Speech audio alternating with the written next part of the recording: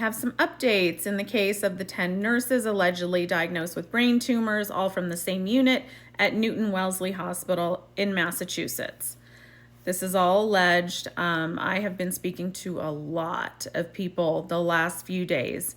And so here are some things that I can tell you and some crazy things that I have come across. This is the 5th floor. So it's not just a unit. It is the whole 5th floor, which are all maternal child units. It's like L&D, postpartum, special care nursery.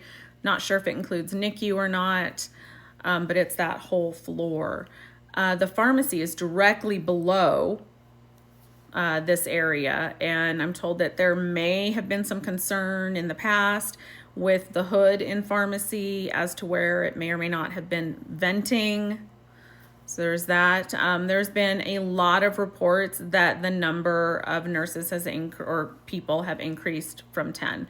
And I can tell you that is absolutely not confirmed right now. There is no definitive number confirmed at this point. There's not. That being said, I am sure that the number is in fact increasing and will continue to increase now that, the story is getting out there, because people simply didn't know that this was happening, especially ones that worked there in the past. And so now they're coming forward.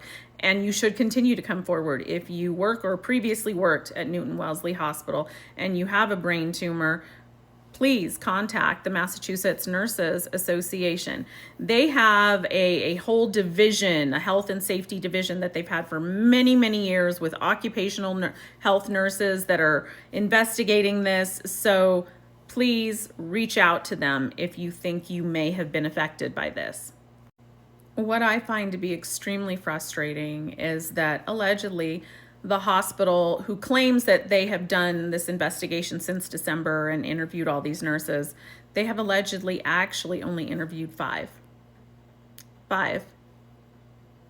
Now, that might partially be because nurses are still afraid to come forward, which don't even get me started.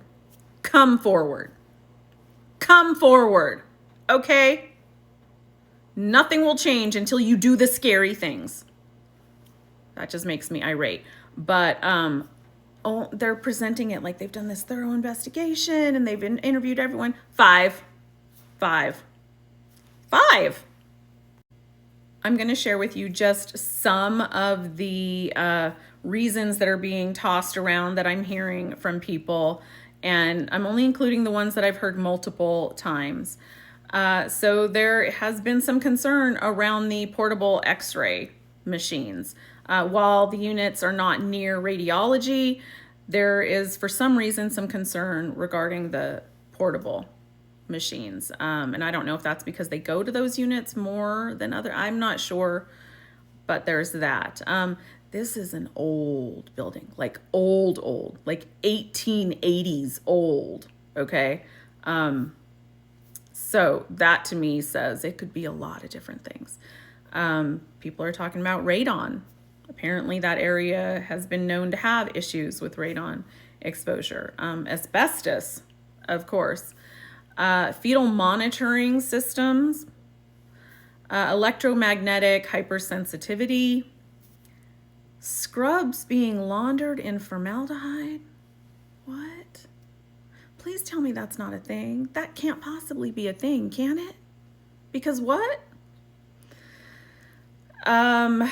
What else? Older infant radiant warmers has been talked about quite a bit. These are people, and it's not just nurses, primarily nurses, but various ages. Some from the past, some currently that work there. And it is different types of brain tumors, some malignant, a couple benign, but it's not the same diagnosis across the board. There are a lot of employees there that I'm told want to get scans. They're worried. They don't have a diagnosis, but they're worried and they want to get scans, which I get. I would totally do the same thing. And they are worried that their insurance, which I believe is also through the hospital, like their own insurance, may not approve that. And I don't think any of us would be shocked to learn that. A lot of people have been asking me what I would do if I was them and I worked there currently, and that is hard. That is so hard. And I don't want to sway anyone, and I'm not in your position, so I can't say, but God, if it was me, especially if I was pregnant, and I know there are some people in that position, I would not be exposing myself to that. I would get the scan no matter what and fight it on the back end, and I would not be exposing myself to that. And I would go and see attorneys, like all of you together, because, one thing that I don't see anyone else really talking about, and maybe it's just because I've been receiving so many messages from people around the world, actually, not just there, is a bizarre, extremely high amount of similar stories only from maternal child units.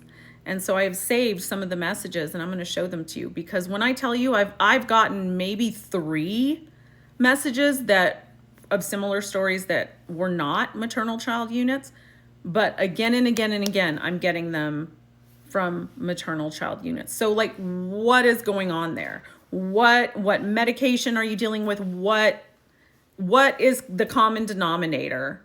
I'd really like to know. A cluster of nurses that worked on a pediatric unit that started getting bladder cancer. Happened in Kentucky, labor and delivery, postpartum unit, 12 with breast cancer. They shut the hospital down and found that they had asbestos. Something similar happened in a hospital in Ontario with maternity and NICU nurses. PICU that had 10 nurses that developed thyroid issues back then had to hold the ET tube out of the way for x-ray, and they weren't offered a thyroid shield. This one really got to me. A hospital I worked at had a large miscarriage cluster on the L&D and postpartum units. 6 of us got pregnant at the same month, and 5 of us miscarried before 12 weeks. Most of us already had at least 1 healthy child. Same thing going on in Ontario, Canada, in the maternity ward. A letter was circulated to staff about 2 years ago, and an investigation is still ongoing, extremely hush-hush, and has not found its way to the media yet. Something similar happened at Good Samaritan in Portland, Oregon, in the maternity unit back in the 1980s or 90s. Had to do with brain tumors. They did an environmental study, but did not come up with a definitive reason. We had a cancer cluster like this in the early 2000s, 10 RNs on the 3rd floor, which was maternal child diagnosed with a cancer ranging from breast, gyno, abdomen. We reached out to our local Department of Health and were told that the number wasn't high enough for concern or investigation. You get the idea, and there's a whole lot more. That's just a sampling of it.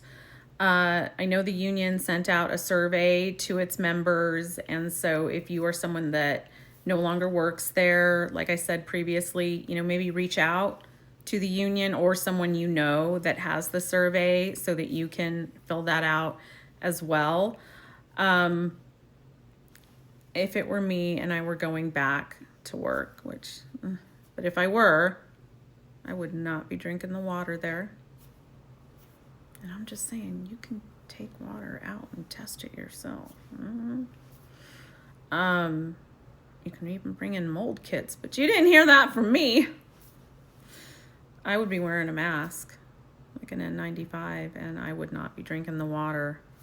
At least do that, I think I forgot to mention earlier, that was another one of the things that kept getting brought up as a possible cause, is the pipes, the water, because it's so old. Also, check your ice machines, because some of those are nasty. But please reach out to me and reach out to the union. I'm here to support you. Use my platform. I want to help.